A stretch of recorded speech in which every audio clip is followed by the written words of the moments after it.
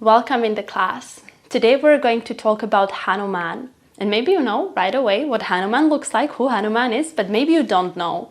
You just heard the word Hanumanasana in yoga classes.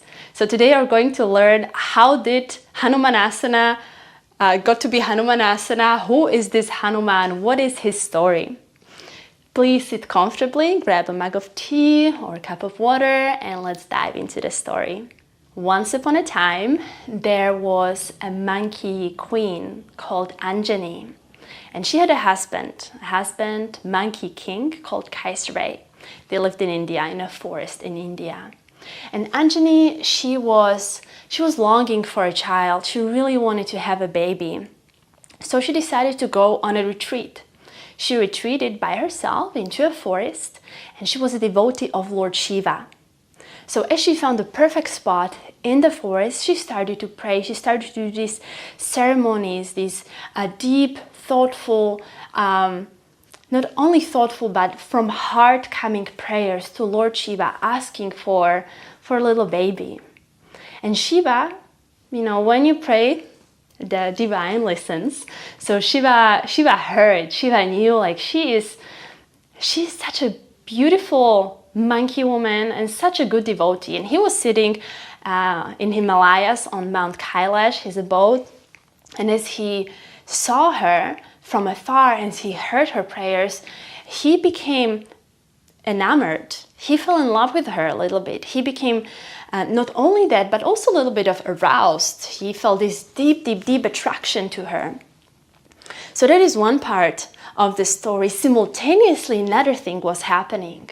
Vayu, the lord of the wind, as he was blowing winds here and there, suddenly he saw her. And again, just like Shiva, he became enamored. He loved her right away. He felt this attraction because she was so beautiful, with her heart fully open and vulnerable, deep in her prayers, acknowledging her humility and asking for help where she could not help herself. So there was Shiva and there was Vayu. At the same time, back in the monkey kingdom was Kaisari, her husband. And as it sometimes happens, when she was not there with him, he became a little bit bored. He wanted to just be with her. So he decided to go and find her. And find her he did. He saw her deep in her prayers. And again, as he saw her, just like Shiva and just like Vayu, he fell in love with her again. And he felt this deep attraction. He wanted to be with her. He wanted to make love to her. So he approached Anjani slowly and they started to make sweet love. As this was happening, the attraction in Shiva was reaching its peak. Eventually, Shiva released his seed and Vayu, the lord of the wind, carried the seed. And the seed was planted inside of Anjani's womb.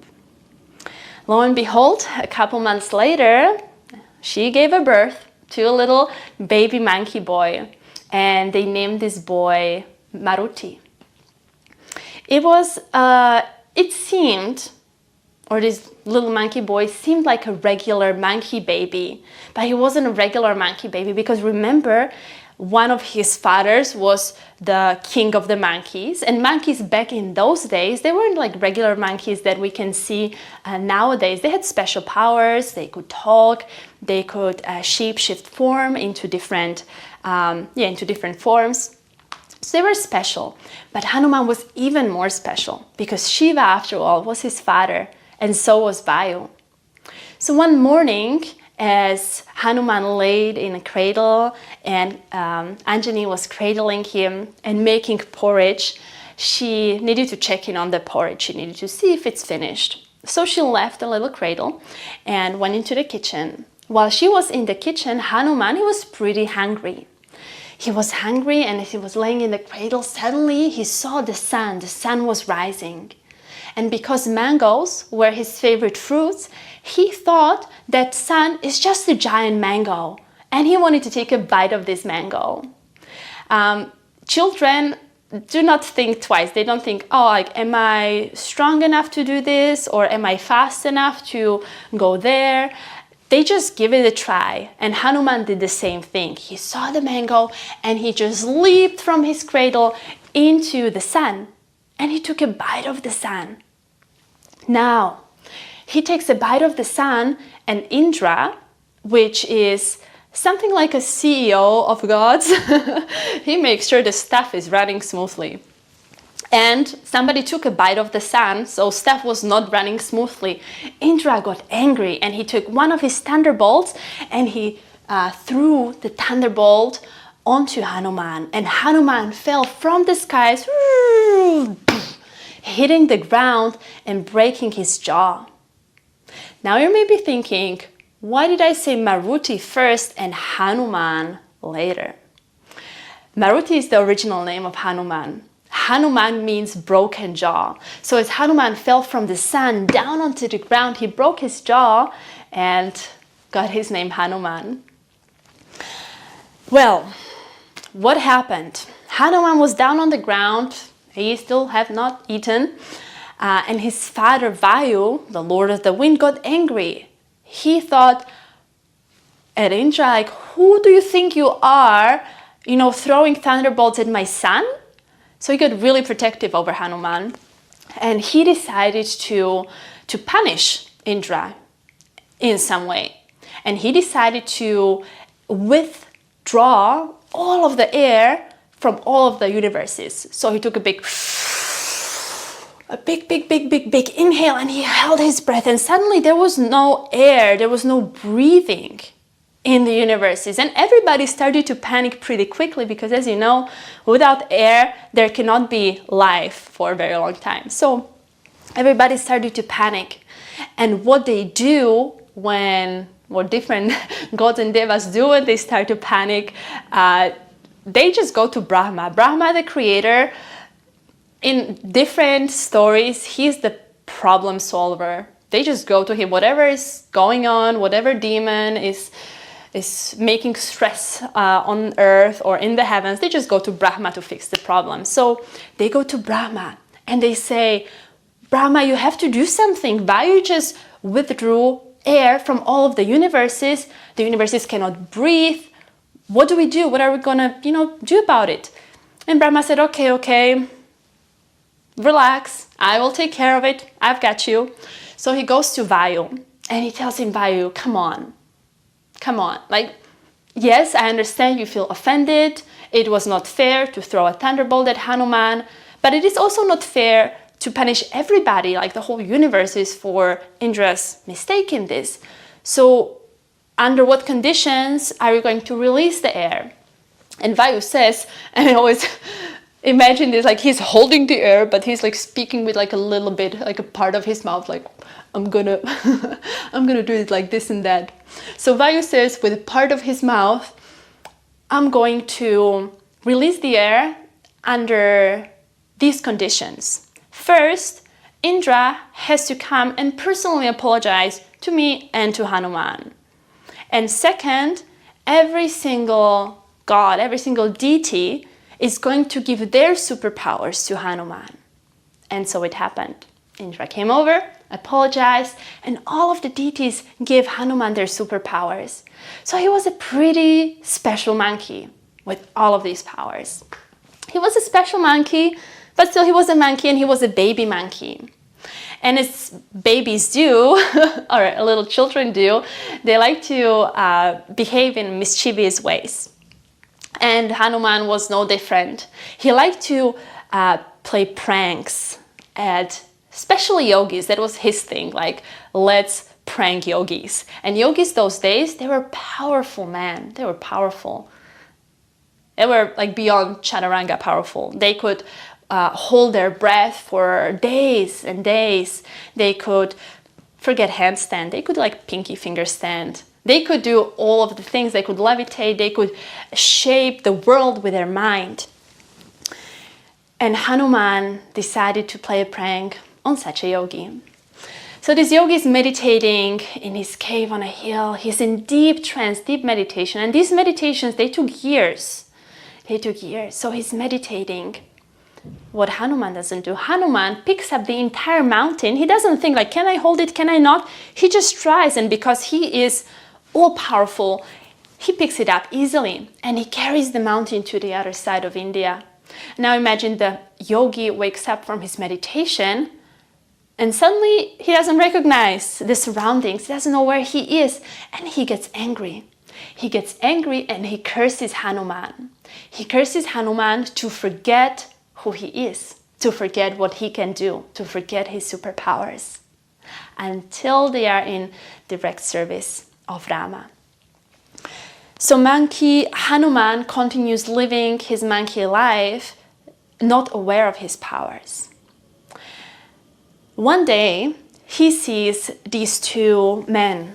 And this is part of a story of Ramayana, and one day I'm going to do a storytelling on Ramayana, but now just taking a tiny little excerpt from that, he sees Rama and Lakshman. To introduce you to the story, Rama's wife Sita got kidnapped. They don't know where she is. They're completely desperate. Like Rama, he can't even. He's done. He's devastated. He doesn't even want to live because he thinks his wife got killed. And Lakshman, his brother, is kind of keeping him alive. He's like, come on, Rama, we're going to find her. We're going to solve this situation. So Rama, Lakshman, and Hanuman meet. Long story short, Hanuman promises to help Rama and Lakshman to find his wife Sita. So Hanuman gathers the monkeys and bears from the forest, and they split into 4 groups. Each of the groups going to one direction in India. So a group goes north, east, and west, and then south. Hanuman's group is the group that goes south. So they look for traces. They keep asking around, like, have you heard of Sita? Do you know where she could be? Do you have any hints? Are there any traces of her? But nothing. Nothing. They come all the way down to the very bottom of India without hearing a word of Sita. And they are devastated. They're hungry, they're tired, but mostly they are sad because they cannot help Rama.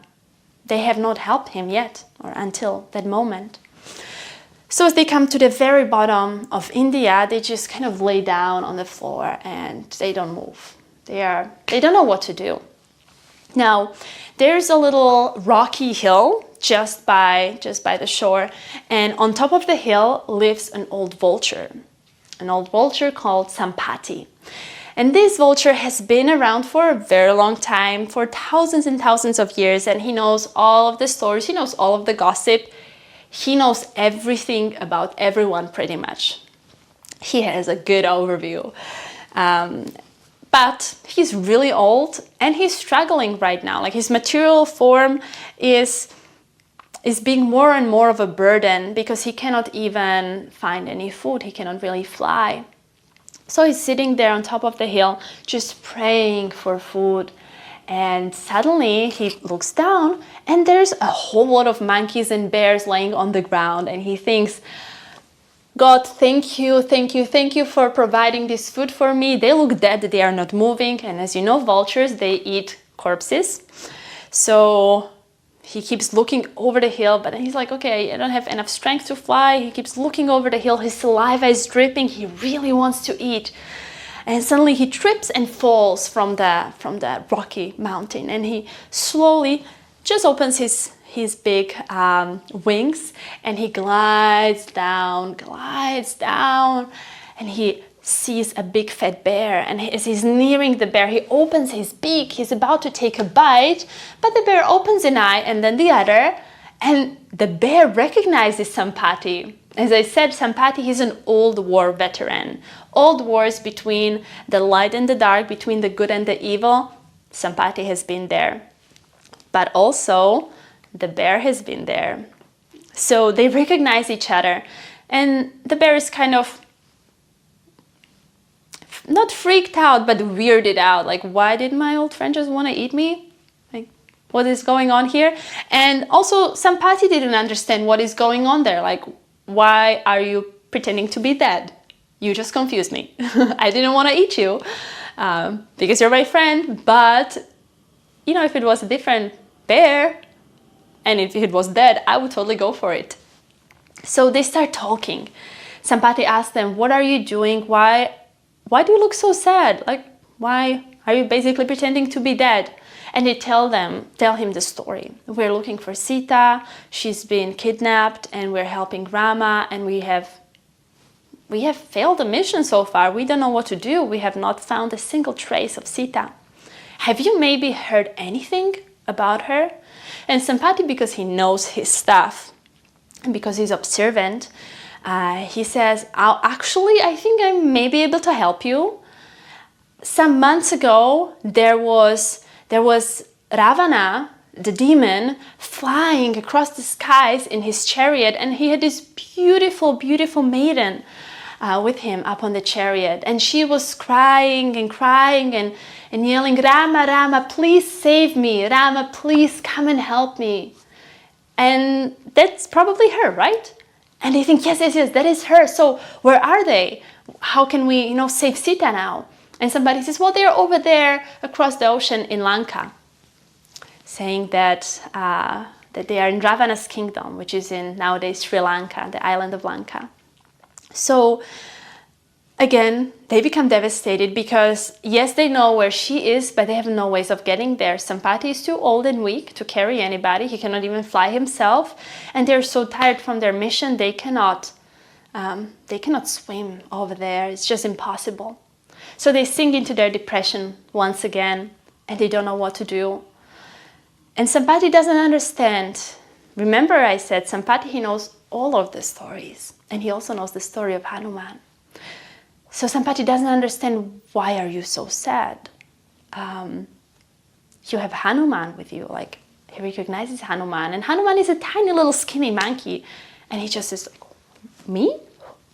Are you talking about me? Like, why would having me in the team, why would that be special? Why, like, am I special in any way? I don't think so.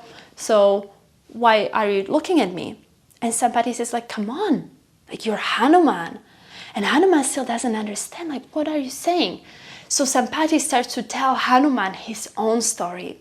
He starts to remind Hanuman of who he is, of what he can do, of what he has done. He starts to remind Hanuman of his own potential. And as Hanuman is hearing this story, suddenly he's not a tiny little skinny monkey anymore. He starts to grow bigger and bigger and bigger and bigger and bigger, and suddenly he's as big as the mountain, fully realizing his potential, fully remembering who he is, fully stepping into his own power. And he throws up his arm in a fist and he yells, Jai Rama! And he leaps across the ocean with a big split, big Hanumanasana, and lands over in Sri Lanka. And then the story continues, but it is a story for another session. So I love the story of Hanuman because I believe there are a few things that I'm certain of. And one of them is that every single one of us has inside of themselves a potential that is far beyond our wildest imagination. You have no idea what you're capable of. You have so much hiding inside of yourself. And just like Hanuman forgot who he was, what if you also are just not remembering your full powers, your full potential, what you can really do? So I like to pray to Hanuman. I like to just bring forth the image of Hanuman when I feel like there's an obstacle, when I feel like there's an ocean I cannot cross.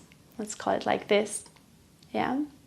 When I feel like my abilities are not sufficient to what I want to achieve. So if that is in your life a situation as well, if there is something that you feel like I don't have what it takes, well, you do have what it takes. You do have what it takes, and I invite you to tap into that, to connect with that. So let's chant to Hanuman, pray to Hanuman, and remember our full potential. Thank you for tuning in, and I'll see you in the next class.